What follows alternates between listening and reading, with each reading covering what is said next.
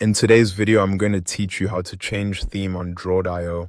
If you want to make the Draw.io editor feel more comfortable to use or better match your visual preference, changing the theme is a quick and simple option. The platform includes several built-in themes, and switching between them only takes a moment once you know where to look.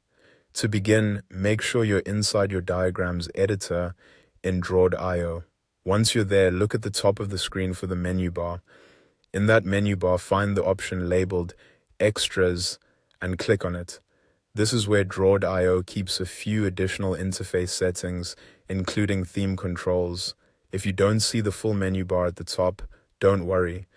Depending on your screen size, browser window, or workspace layout, some options may be tucked away. In that case, go to the top right corner and look for the More Options icon.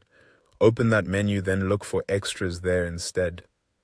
The goal is simply to access the same Extras menu, whether it appears directly on the top bar or inside the expanded options area.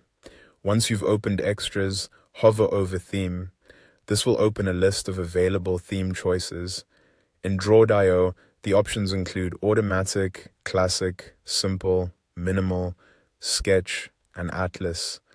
Each theme changes the appearance of the editor interface, and in some cases it may also affect the overall visual style or feel of the workspace.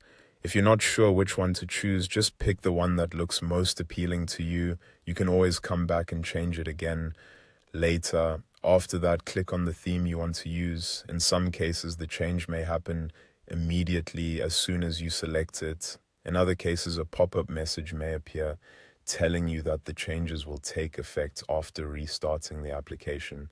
If that message appears, simply click OK to confirm. That means the theme has been selected successfully and the update will apply after the app refreshes or restarts. That's all you need to do. Changing the theme in Draw.io is a very quick customization, but it can make a big difference in how the editor looks and feels while you work. If you're trying to reduce visual clutter, make the interface more modern, or just try something new, this setting is an easy one to adjust. And that's it for this tutorial.